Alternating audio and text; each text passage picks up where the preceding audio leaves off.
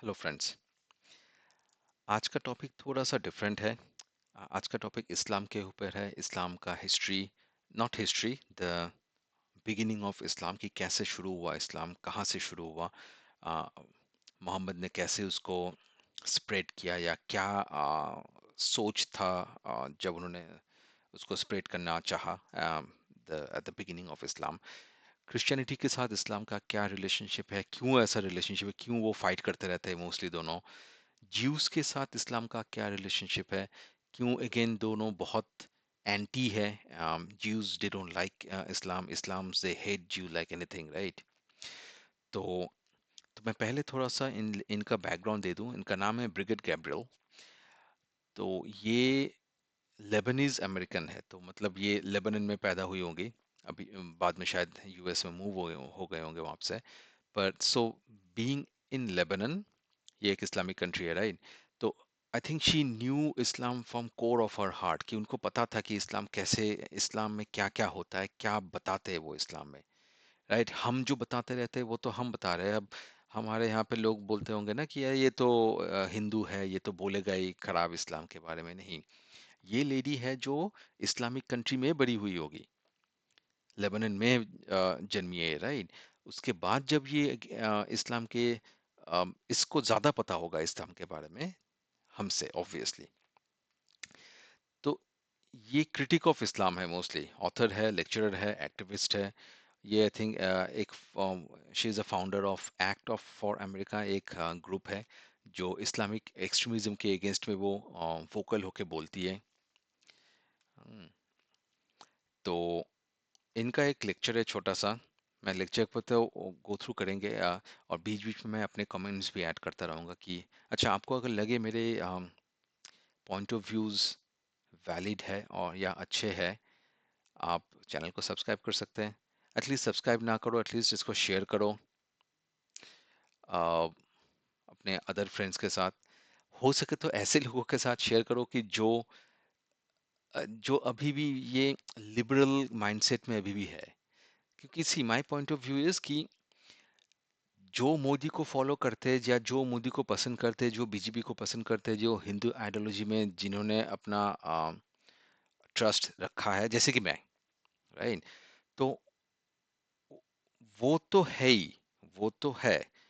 उनको दिखाने से फायदा नहीं है, उनको हम लोग बार बार दिखाते रहेंगे हमारा कंटेंट। हाँ, ये एक फायदा होता है कि उनके पास आर्गुमेंट करने के लिए डेटा होगा आफ्टर यू वॉच दिस। और मैं आगे भी अलग अलग और वीडियोस अपलोड करूंगा इसमें, जितना मुझे मिलता रहेगा।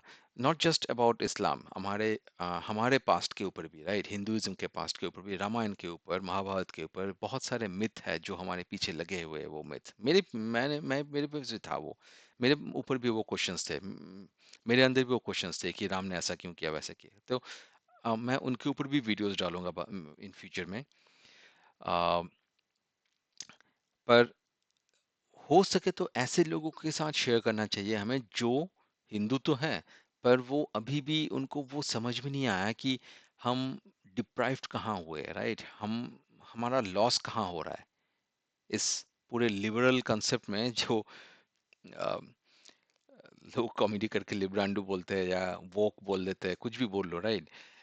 जो कि एंटी बीजेपी है, या सी एंटी बीजेपी होना is okay, anti anti India मत बन जाओ। My point is anti Bharat मत बन जाओ। तो उन लोगों से अगर हो सके ज्यादा शेयर करो इन वीडियो को, कि देखो ये सिर्फ हमारा प्रॉब्लम नहीं है, ये पूरे वर्ल्ड का प्रॉब्लम है, ये इस्लामिक माइंडसेट, राइट। तो हो सके तो उनसे ज्यादा शेयर करो। अब उनको कहाँ मिलोगे वो मुझे नहीं पता। अब लोगों से शेयर करते रहो इन वीडियोस को, तो धीरे धीरे it will reach to those guys as well, right. और उनके साथ बैठ के बात करो अगर हो सके तो। ऑब्वियसली ये बहुत इजी नहीं होता, क्योंकि जिनका जो माइंडसेट सेट हो जाता है वो वहां से चेंज नहीं हो पाते। पर फिर भी अगर कोशिश करो, बात करो, पॉइंट ऑफ व्यू को दिखाने का सोच दिखाओ कि हमारे में कितना कल्चर था। Invasion after invasion after invasion, तीन इन्वेजन एक के बाद एक हुआ इंडिया के ऊपर। हाँ, तो कहाँ हम लोग थे, कहाँ पे पहुंचे अभी। और अब 10 साल में हम लोग फिर से कोशिश कर रहे हो आगे जाने का। अब देखते हैं क्या होता है। Right? अच्छा, अब इस वीडियो को पहले सुनते हैं। History in 5 minutes and make it as exciting as I can possibly make it.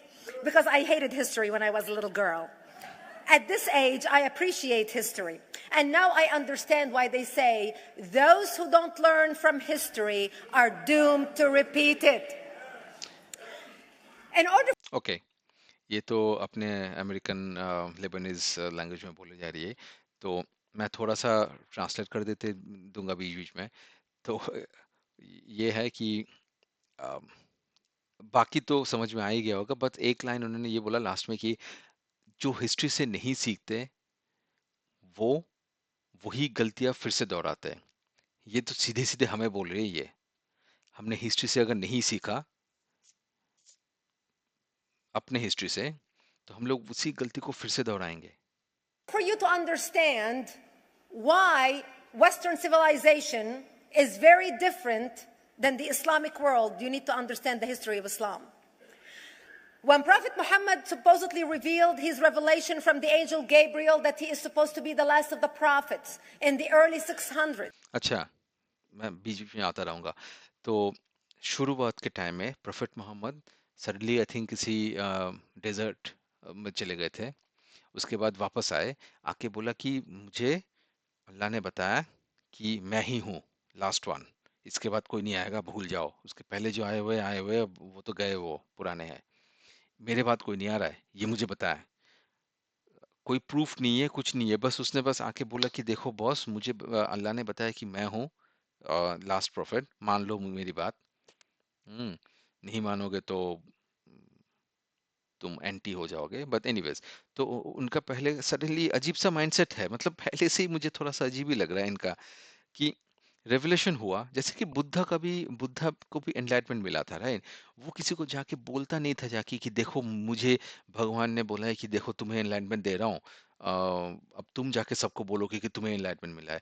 अब मैं कल को उठ के लोगों को बोलना शुरू करूँ कि बॉस, मुझे बिल गेट्स की लड़की ने प्रपोज कर दिया है, तो मतलब लोग बोलेंगे कि हाँ ठीक है, कर दिया है, तुम रहो, मैं क्या करूँ उस पे? मैं बोलूंगा कि नहीं, तुम्हें मुझे मानना पड़ेगा क्योंकि बिल गेट्स की लड़की ने मुझे प्रपोज कर दिया है। मतलब ये कुछ अजीब सा ही कहानी नहीं हो गया है, मतलब यहाँ पे कि भगवान आके मुझे बोलता है, किसी के सामने भी नहीं बोला, मुझे अकेले आके बोलता है कि बॉस तुम ही हो, अभी जो हो तुम ही हो, बाकी कोई नहीं है, और तुम जाके अब फैलाओ अपना रिलीजन। मतलब क्या मतलब? He started preaching in his own city, Mecca. He tried to recruit friends and followers to be able to spread his religion. अच्छा, ये भी थोड़ा सा वर्डिंग्स को उनको सोचो। तो उसने अपने सिटी मक्का पे, जब भी वहाँ पे मक्का बना हुआ है अभी, राइट, वहाँ पे ये रिलीजन फैलाने का कोशिश किया वहाँ पे पहले पहले। कैसे? उसने रिक्रूट किया अपने फ्रेंड्स और फैमिलीज और आसपास के जितने भी लोग हैं कि मुझे फॉलो करो, क्योंकि अल्लाह ने मुझे बोला है, या जो जिसने भी, हाँ, अल्लाह ने मुझे बोला है कि मैं ही हूँ लास्ट वन, इसलिए मुझे फॉलो करो तुम लोग। ठीक है, मक्का में ये बोल रहा था ये अपने फ्रेंड्स एंड फैमिलीज को। ठीक है, और रिक्रूट किया उसने, मतलब जैसे कि वो एमवे वाले रिक्रूट करते हैं ना, कि एजेंट रिक्रूट करते हैं। ये एमवे आपको पता है ना, एमवे मल्टी लेवल मार्केटिंग जो करता रहता है वो। तो वो जो लोगों को रिक्रूट करता है, राइट, मोहम्मद ने वैसे रिक्रूट किया था लोगों को। मैं अगेन बुद्धा वाले इसमें जाऊंगा, राइट? बुद्धा ने किसी को रिक्रूट नहीं किया था, वो अपने आप ही बैठे रहते थे, लोग आते थे उनके पास, वो नहीं जाता था किसी के पास। ये जा रहा था किसी किसी के पास कि आओ मुझे फॉलो करना शुरू करो, क्योंकि अल्लाह ने मुझे बोला है। And he tried for 12 years 12 and साल तक। failed. And after 12 years, he was only able to recruit his immediate family and friends. अच्छा, 12 साल तक उसने कोशिश किया लोगों को कन्विंस करने के लिए कि मैं ही सबसे अल्लाह का मैं ही एकमात्र वो हूँ, बंदा हूँ मैं, और मेरे बाद कोई नहीं आएगा, तो मुझे फॉलो करो। लोग बोलते थे क्या मेरे यहाँ पे सी लिखा हुआ है? वो बोल के लोग आते नहीं थे इसके पास। ठीक है, यही बता रही है ये, मैं हिंदी में बता रहा हूँ तो ऐसे कॉमेडी लग रहा है, पर बताओ यही सेम ही रही है ये, कि 12 साल तक उसने कोशिश किया, कोई नहीं आया उसके पास।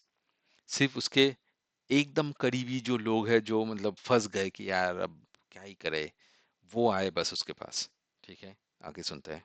So he decided, if I go to Medina, which was the Jewish hub of Arabia, the business hub where the Jews lived, okay, तब उसने डिसाइड किया मदीना जाने का।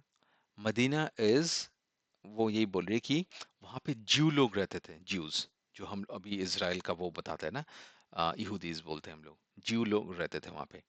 तो वो था बिजनेस हब, ठीक है, वो था बिजनेस हब, और वहां पे इन्फ्लुएंशियल लोग रहते थे मतलब। तो वो सोचा कि मैं वहां जाके अपना ये स्प्रेड करूंगा, वहां पे पैसा ज्यादा है। if I go there and preach my religion to them, if they accept me, that will buy me respect and stature between my own people and they will accept me. So क्या Prophet बात है, मतलब उसने सोचा कि मैं ज्यू को कन्वर्ट करूंगा, मतलब पहले दिन से कन्वर्ट के माइंडसेट में घूम रहा था ये, मतलब इसका कोई और टारगेट ही नहीं था, मतलब कन्वर्ट ही करना था। मतलब यहाँ नहीं कन्वर्ट हुआ अपने कंट्री में, अपने शहर में, वो सोच रहा है कि मैं अब ज्यू को जाके कन्वर्ट करूंगा, वहां पे अगर कन्वर्ट हो गया, क्योंकि वो पैसे वाले लोग हैं, ज्यादा पावरफुल है, तो यहाँ वाले मेरे जो लोग हो सोचेंगे अरे यार ये तो बड़ा तीर माखा इंसान है, वो बिजनेस वाले लोग उसको फॉलो करने लगे तो मैं भी फॉलो करूंगा। तो उसका वो प्लान था पहले से। Muhammad started borrowing a lot from the Old Testament to make his religion more palpable to the Jews, to make it a lot similar.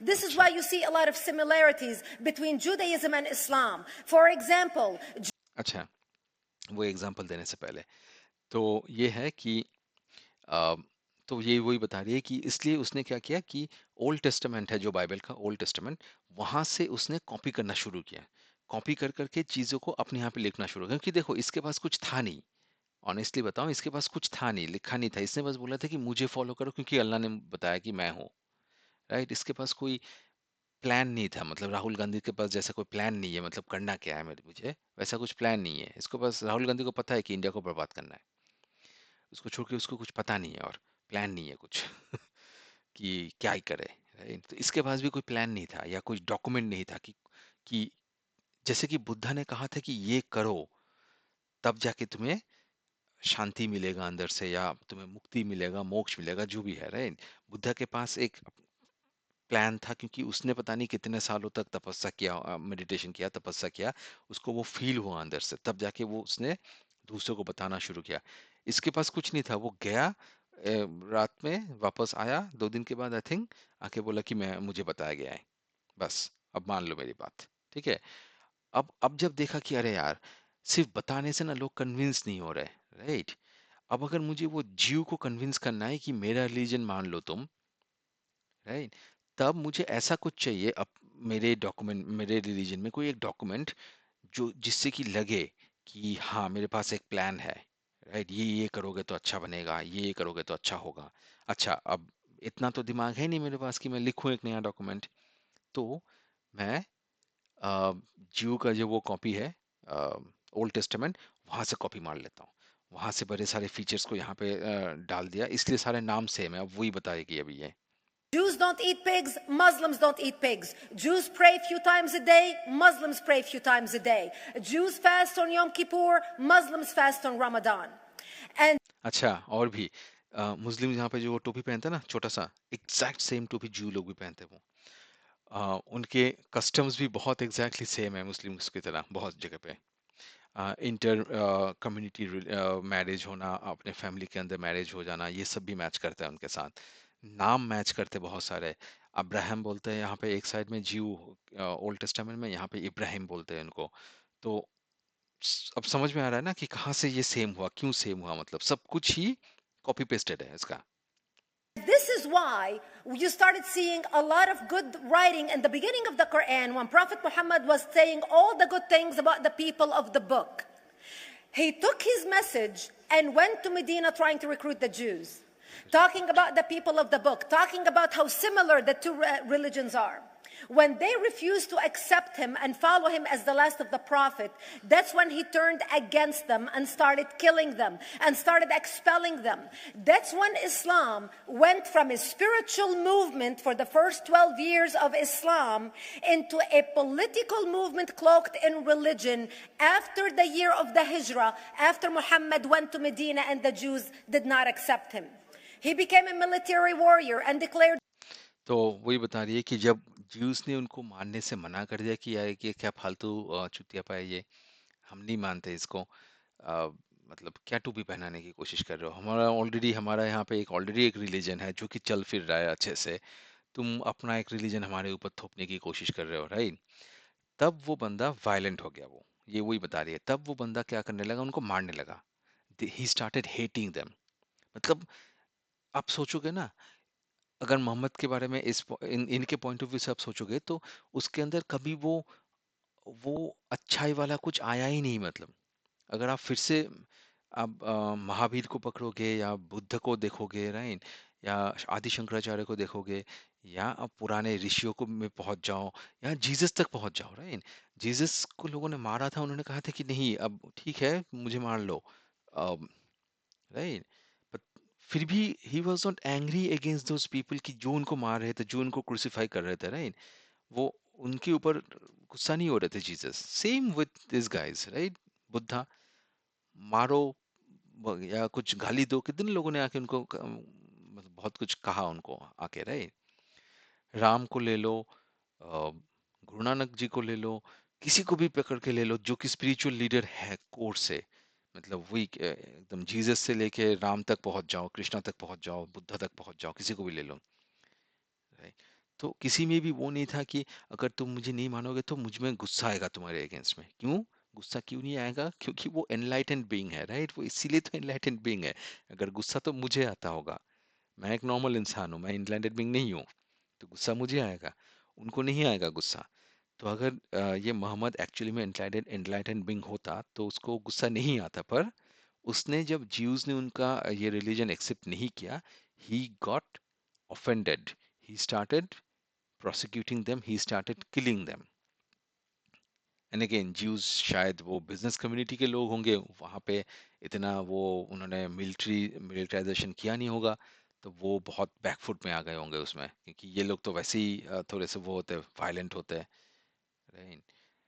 तो war on them and started expelling them. Jews and Christians became dhimmi or second class citizens. They were only allowed to stay alive and not be killed only by paying the jizya or the protection tax. जजिया तो हमारे यहाँ पे भी लगा था ना, जजिया होता है कि तुम्हें ना मारूं, मार ना दूं तुम्हें मैं, तुम्हारे फैमिली को मैं मार ना दूं तो मुझे पैसे दो इसके लिए, इसको बोलते जजिया। So they had a choice: convert to Islam, or if you want to stay alive, you have to pay the jizya or protection tax living as dhimmi in the Islamic nation. Christians and Jews could not ring church bells. Jews could not blow the shofar. Christians could not ring church bells. They could not pray publicly. Christians and Jews could not gather together and build new churches or new temples.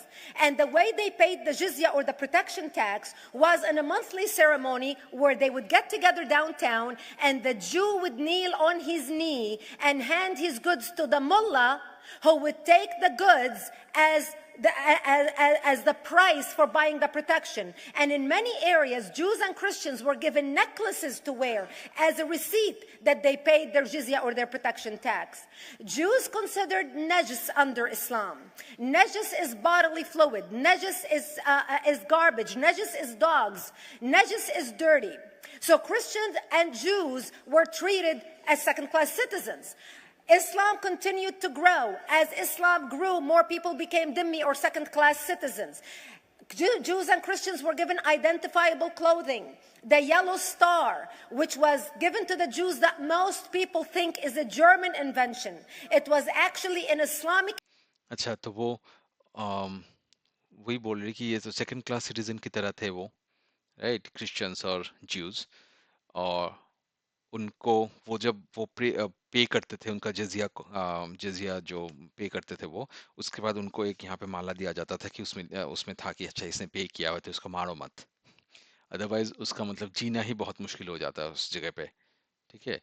That is one. Second is कि उसको कोई yellow star की बात कर रही है ये, कि येलो स्टार वो लगाते थे ये लोग, जो कि हमें लगता था कि जर्मनों ने दिया होगा ज्यूज को, पर नहीं, वो इस्लाम से उसको मिला होगा। येलो स्टार दिखना मतलब कि ये ज्यू है, आइडेंटिफाई हो जाता है कि ये रास्ते में कि ये ज्यू है, अगर मारना है तो मार लो, right? invention in the 9th century in Iraq by the second Khalif, Khalif al-Mutawakkil of Iraq, who invented the yellow star for the Jews to be identified as they walked down the street. Because Jews were considered najis, if a Muslim man or a Jew walked on the same side of the street, the Jew had to cross the other side so the Muslim वाह, man can walk, so he's not dirtied by the filth of the अच्छा मतलब इतना घिन था मतलब इनको बाकी religion से या ज्यू से या क्रिश्चियनिटी से कि अगर रास्ते के एक साइड में अगर मुस्लिम बंदा और ये ज्यू एक साइड में जा रहा है तो ज्यू को, क्योंकि उसके पास वो येलो स्टार है ना, तो पता चल जाएगा कि कौन ज्यू है कौन मुस्लिम है, देखने से तो नहीं पता चलेगा वैसे। और ज्यू को वो येलो स्टार से पता चल जाएगा कि ये ज्यू है, तो उसको रास्ता क्रॉस करके दूसरी साइड से चलना पड़ेगा, so that this Muslim guy is not been infected by the shadow of this ज्यू, मतलब इस ज्यू का जो छाया मेरे उसमें ना गिरे, मतलब मेरे आसपास भी ना रहे, वैसा टाइप का। इतना हेट्रेड मतलब किसी के लिए। Jew. Christians were given the zunar, the belt, which most of you men are wearing right now. That was an Islamic invention for the Christians. Islam continued to grow. They went all the way to Jerusalem. They conquered Jerusalem. Christians couldn't ring their church bells in Jerusalem. The Pope in Rome in 1090 told the Christians, how could you sit idly by and allow your brethren to suffer like this in the Holy Land? You need to go liberate the Christians. You need to go help the Christians. That's why the Crusaders were launched. The Crusaders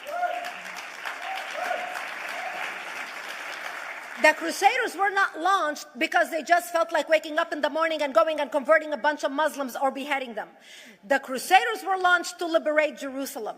And they were able to liberate Jerusalem for less than 100 years before Salah ad-Din al-Ayyubi, Saladin, took it back, and Jerusalem remained under Islamic control until 1967, when the State of Israel liberated Jerusalem, where Christians, Jews, and Muslims could pray under the same sky.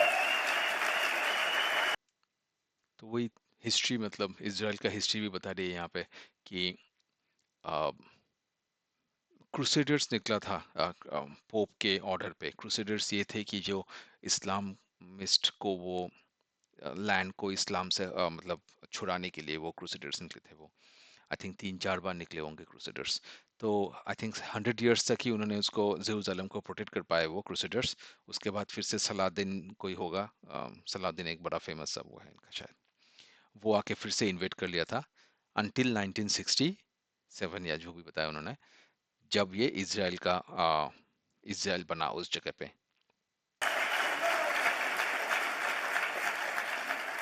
The Crusaders continued fighting Islam, and for 300 years they tried and failed. And by the 1300s, the Crusaders disappeared because they could not win against Islam. Islam continued to expand. They went all the way to Central Europe. They went all the way to China. They went to India. They conquered Spain. They changed the name of Spain from Spain to Andalusia. And they started, as they advanced, as they conquered more nations, more people paid the jizya, or the protection tax. And this is how the Islamic Empire grew. It went all the way until they was stopped at the gates of Vienna on 9/11. 9/11 is not a date that Osama bin Laden just picked out of a hat. 9/11 is a symbolic date in the Islamic calendar. Sure. By the 1600s, Islam had covered more of the earth's surface than the Roman Empire did at its peak. Between the 1600s and the 1800s, the Europeans were experiencing the European Industrial Revolution, where the Europeans were able to invent products on factory lines, where they are able to make money and sell products, which gave them the money to build a strong army in order to fight the Muslims. And that's how they were able to stop them at the gates of Vienna on 9/11. The Europeans started the pushback against Islam. They pushed them out of Europe. अच्छा, तो ये 9/11 का history बता रही है कि 9/11 जो date, 9/11 मतलब वो जो ट्विन टावर पे ओसामा बिन लादेन ने अटैक किया था ना, तो वो डेट उसने आउट ऑफ द मून वैसे ही सिलेक्ट नहीं किया था। 9/11 का सिग्निफिकेंस है इस्लाम में, तो इसीलिए उसने वो उसी डेट को चूज किया कि वो अटैक करवाने के लिए, कि 9/11 को ही शायद ये यूरोपियंस ने वहां पे उनको रोकना शुरू किया था या फाइट बैक करना शुरू किया था। They pushed them out of all the way to the Middle East and North Africa. By 1924, the Islamic Empire ended in 1924. The Islamic Caliphate ended in Turkey by President Ataturk, who was a secularist. He ended the Islamic Empire and he gave women rights to vote. He gave women a right to an education, a right to work, a right to choose a husband. He forbid women from wearing the hijab. He forbid men from wearing the beard. The Muslim hate him so much that they consider him a Jewish agent because they believe that his mother and her bloodline was Jewish, and that was the influence on Ataturk. By the time the Islamic Empire or the Islamic Caliphate or the Islamic State ended in 1924, the Islamic Caliphate had existed for 1400 years, and it ended less than 100 years ago. By the time the Islamic Caliphate ended in 1924, 270 million people around the world were killed by Islam. मतलब ये पूरे numbers के साथ बोल रही है, मतलब 270 million, मतलब 27 करोड़ लोग, 27 करोड़ लोग, 270 मिलियन, हाँ 27 करोड़ लोगों को मारा इन्होंने। 270 million, and we didn't have weapons of mass destruction, and there was nuclear weapons. All of these people were killed, butchered by the sword. The people in the world, किसी bomb से नहीं मारा, किसी से नहीं मारा, सिर्फ हाथ से मारा है उन्होंने, वही वही उसका point of view. less than 100 years ago, how many people knew this history? Please raise your hand. We in America have failed to educate our children about history. We in America failed to educate our population about history. Our children in high school, you take any 17, 16-year-old kid, 18-year-old kid, and ask them about World War II. They can't even tell you what happened in World War II. For them, it's ancient history, and we still have our World War II veteran walking among us. That's how little we know of history. Islam ended in 1924. ये चाहिए, बहुत important बात बोली इसने अभी कि US में किसी बच्चे को 17 इयर्स ओल्ड बच्चे को अगर उठा के तुम बोलो कि वर्ल्ड वॉर टू में क्या हुआ, जो कि 1940s में हुआ था, राइट, तो उस वो ये बोलेगा कि वो तो एंशियंट हिस्ट्री है, मुझे ज़्यादा नहीं पता इसके बारे में, राइट। पर वर्ल्ड वॉर टू के अभी भी जो एल्डरली वेटरन्स है, जो आर्मी के ऑफिसर्स है, वो अभी भी है, अभी भी घूम रहे हैं, मतलब उनके बीच अभी दे आर वेरी ओल्ड, पर अभी भी है, अभी भी उनके बीच। पर उसी हिस्ट्री को अगर ये बच्चे लोग अभी पुराना हिस्ट्री बोलेंगे, एंशियंट हिस्ट्री बोलेंगे, तो ये इस्लामिक, इसके ऊपर तो उनको पता ही नहीं चलेगा, उसको कुछ भी नहीं पता इनको। एग्जैक्टली सेम थिंग इंडिया के साथ भी हो रहा है, राइट। इंडिया में किसी भी बच्चे को उठा के पकड़ लो, वो साइंस के हजारों टॉपिक्स बता देंगे, साइंस के मैथ्स का हजारों थ्योरीज तुम्हें समझा देंगे, पर उनको अपना हिस्ट्री नहीं पता। गलती हमारी है, अगेन उनको नहीं पता, हमें बताना होगा उनको। अगर हम लोग नहीं बताएंगे तो हिस्ट्री विल रिपीट अगेन। उसने पहले स्टार्टिंग में वही बताया था कि अगर तुम हिस्ट्री से नहीं सीखोगे तो हिस्ट्री फिर से रिपीट करेगा अपने आप को। The caliphate. People thought the caliphate will never be resurrected. The caliphate will never come back. But two things happened in the Middle East in the last century that made the Islamists be able to resurrect the caliphate. Number one is the discovery of oil in Saudi Arabia, which we were able to discover and were stupid enough to allow them to nationalize it. And the number two that happened was Ayatollah Khomeini coming to power in 1979.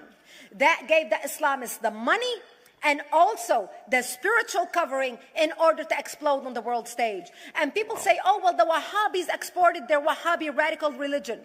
The Wahhabis are the name of Wahhab. They're not a different sect of Islam. They follow the authentic preaching of Prophet Muhammad, the way Prophet Muhammad lived and practiced his religion. देखो, ये वहाबी के मैं ऊपर बता देता हूँ। ये वहाबी के ऊपर बोल रही कि ये वहाबी कोई अलग कुछ नहीं है, they are exactly Islam, they are जो मोहम्मद का जो कोर प्रिंसिपल्स है उसको फॉलो करते हैं ये लोग। और ये वहाबी कौन है पता है? वो दिल्ली का जो लोटस टेम्पल है वो वहाबीज है। तो लोटस टेम्पल को देख के हमें तो लगता है कि अच्छा कितना सुंदर है, कितना पीसफुल है, वो अंदर से वही है, वो सारे वही माइंडसेट वाले लोग हैं, वही बता रही है ये। अच्छा, ये उसने ये भी बताया कि इस्लाम जो ये बंद हो गया था अराउंड 1924 के आसपास, अ, खिलाफत उनका, तो फिर से उन्होंने उसको शुरू कर पाया बेस्ड ऑन टू थिंग्स। एक तो किसी का नाम लिया कि होगा कोई कट्टरपंथी होगा वो इस्लाम का, एक राजा बना होगा कहीं पे। और सेकंड, ये invasion of, sorry, discovery of oil उसी मिडल ईस्ट एरिया में, जहाँ पे कुछ गरीब इस्लामिक कंट्रीज थे वहाँ पे, उनको सडनली वहाँ पे तेल मिल गया, और तेल मिलते ही वो बहुत बहुत पैसा वाला हो गया वो कंट्री। अब उस पैसे से वो इधर उधर गंद मचाए फिरे जा रहा है वो अभी। This is why neither you or me or any infidel can step a foot in Mecca, because as far as they're concerned, we are filth. And as infidels, we're not allowed to step a foot, not President Obama and not anybody else. As a matter of fact, Al Qaeda used to use Saudi Arabia and its success as an excuse to recruit members, as the example to show them how Allah has blessed Saudi Arabia because of the way they adhere to the tenets of Islam. And today we talk nice. about ISIS. ISIS is not a new invention. ISIS resurrected the caliphate that ended less than 100 years ago. Except we are too ignorant and too uninformed to understand what ISIS is doing and why ISIS is succeeding. Just ले लिए भाई। Two things you need to understand about Islam and the principles of war in Islam. One is the law of taqiyya, which means lying and deception. It means that a Muslim man can lay his hand on the Quran and swear that he is telling the truth, knowing that he is lying, but also knowing that the Quran will forgive him because he is advancing the cause of Islam. The second अच्छा thing you अच्छा अच्छा अच्छा, मतलब for some reason वो कुरान के ऊपर हाथ रखे झूठ भी बोल सकता है, और उसको ये भी पता है कि मैं झूठ बोलूंगा तो फिर भी मुझे कुरान, मुझे अल्लाह मुझे माफ कर देगा, क्योंकि मैं इस्लाम को ही बढ़ाने के लिए मैं झूठ बोल रहा हूँ। मतलब कितना गंद मचा हुआ है इनके दिमाग में, मतलब सोचो। need to know about is that the Treaty of Al-Hudaybiyah, which is an Islamic principle of war and a model on how to deceive your enemy when you have to sign peace treaties with your enemy. And it is based on an example by Prophet Muhammad. Prophet Muhammad was attacking the Meccans and their caravans when he was living in Medina. One day he attacked them because this is how he got the goodies. He would attack them, rob them, and spread the goodies among his men. And this is how he was able to recruit, because this is how people made money without working. And so he attacked the Meccan caravans. When he realized he's not able to defeat the Meccans in that city of Al-Hudaybiyah, in that place, he signed a 10-year treaty with them. Does that sound familiar? A 10-year treaty with them that says he will not attack them, he will have peace with them, he will not declare war on them. Muhammad used the treaty for 2 years to build his military, strengthen his army, and when he realized he was strong enough to attack his enemies when they least expected it, because they thought they had a peace treaty with Muhammad, he broke the treaty, attacked them 2 years later, and Mecca fell within 24 hours because they were not expecting the attack. Wow. And that became a principle of war in Islam. And to give you an example of how that is practiced, this is why anything signed with Iran means nothing to them. तो बहुत deep जाके बोला इसने, कुछ नहीं छोड़ा इसने। वाह। And to give you an example, अच्छा, मतलब वही बोल रही कि ईरान के साथ पीस ट्रीटी का कोई मतलब नहीं है, क्योंकि पीस ट्रीटी मोहम्मद ने किया था 10 साल का किसी मक्का के साथ, और 2 साल में उसने अपने आर्मी को फिर से ग्रो किया। ग्रो करते ही उसने अटैक कर दिया, और मक्का 24 घंटे के अंदर मक्का को उसने पूरा बर्बाद कर दिया। मक्का को पूरा बर्बाद कर दिया, क्योंकि मक्का वाले लोग को लगा था कि मोहम्मद तो महान लोग, महान इंसान है, अल्लाह का बंदा है। तो मतलब सोचो कितना गंद मचा हुआ है इस बंदे के दिमाग में। इस बंदे ने मतलब करप्शन के जगह पे मतलब एक्सेप्ट करप्शन, करप्शन उसने कुछ किया ही नहीं, मतलब राइट। मतलब इस बंदे ने ऐसा कुछ भी नहीं किया कि जो अ, मतलब एक एनलाइटेंड बंदे बंदा से हम लोग एक्सपेक्ट करते हैं, right. of how this law has been put to use in recent history. Yasser Arafat, who's not an Islamist, but he is a Muslim, met with the Israelis and signed the Oslo Accord in 1993. Remember all the handshaking at the lawn of the White House? The Oslo Accord, Yasser Arafat used the peace treaty, the Oslo Accord with Israel, to get Israel to bring him back and give him his territory, finance his military, train his police, and give his police the weapons. Yasser Arafat broke the Oslo Accord 8 years later, didn't even wait 10 years, and declared the second intifada in 2000, and all hell broke loose. He used the same treaty to win and deceive against his enemies and deceive his enemies. When Jordanian press, after Yasser Arafat signed the Oslo Accord with Israel, and Egyptian press would interview Yasser Arafat, and they would say, how could you sign a peace treaty with the devil? How could you sign a peace treaty with the Jews? Yasser Arafat will tell them, remember Hudaybiyah. That's all he would have to say. The whole Muslim world knew exactly what Yasser Arafat was talking about. We in the West and the Jews in Israel, it was over their heads. No.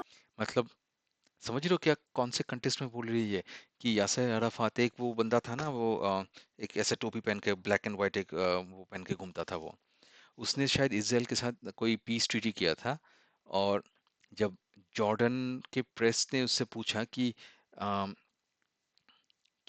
तुम कैसे devil के साथ मतलब वो Israel वाले सारे devil है मतलब डेविल के साथ तुम कैसे पीस ट्रीटी कर सकते हो तो उसने वो एक टर्म यूज किया था कि रिमेम्बर वो जो मोहम्मद ने किया था याद करो उसको और सबको समझ में आ गया कि ये पीस ट्रीटी को वो बीच में कभी भी तोड़ देगा क्योंकि मोहम्मद ने तोड़ा था वही स्टोरी को वो बोला कि वो याद कर लो तो वो मतलब ओपनली एक सिग्नल दिया उन्होंने पूरे इस्लामिक वर्ल्ड को कि मैं भी तोड़ने ही वाला हूँ बहुत ही जल्दी इस इजराइल के साथ वो पीस ट्रीटी इजराइल और वेस्ट को ये समझ भी नहीं आया क्योंकि उनको वो डिटेल स्टोरी थोड़ी ना पता होगा Nobody understood what Hudaybiyah was referring to.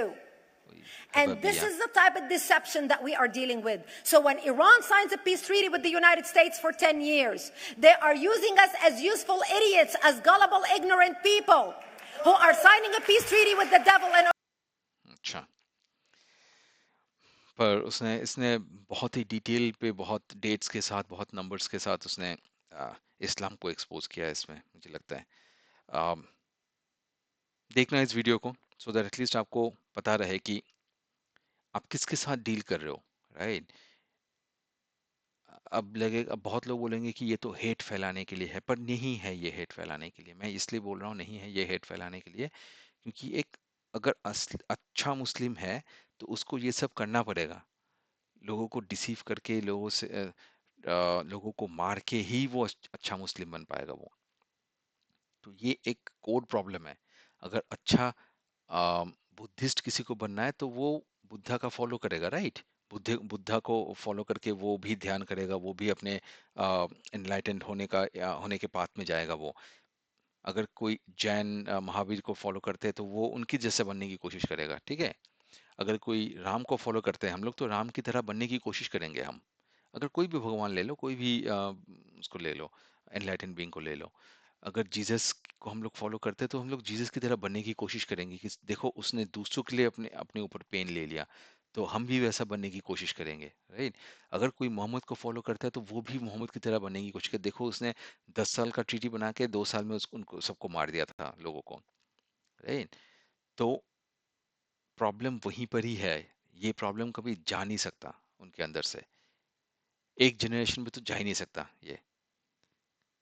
हम्म, ये हमें समझना पड़ेगा उनको नहीं वो नहीं समझेंगे क्योंकि वो समझ के क्या समझेंगे मतलब वो जाके फिर से वो मोहम्मद को फॉलो करेंगे फिर से कुरान को पढ़ने की कोशिश करेंगे तो वहां पे तो वही लिखा हुआ है वही सारे सारे स्टोरीज लिखे हुए कि कैसे तुम डिसीव करोगे कैसे तुम धोखा दोगे लोगों को इस्लाम को प्रमोट करने के लिए इस्लाम को फैलाने के लिए तब वो बंदा क्या करे उसने पढ़ लिया वो बुक अब तो वही करना है उसको ठीक है तो अगेन ये हमें समझने की ज़रूरत है हम नॉन इस्लामिस्ट जो नॉन मुस्लिम लोग हैं हिंदूज जो है मोस्टली मैं उनको उनके बारे में बता रहा हूँ राइट इस वीडियो को शेयर करना लोगों से कमेंट करना मुझे अगर कुछ कमेंट है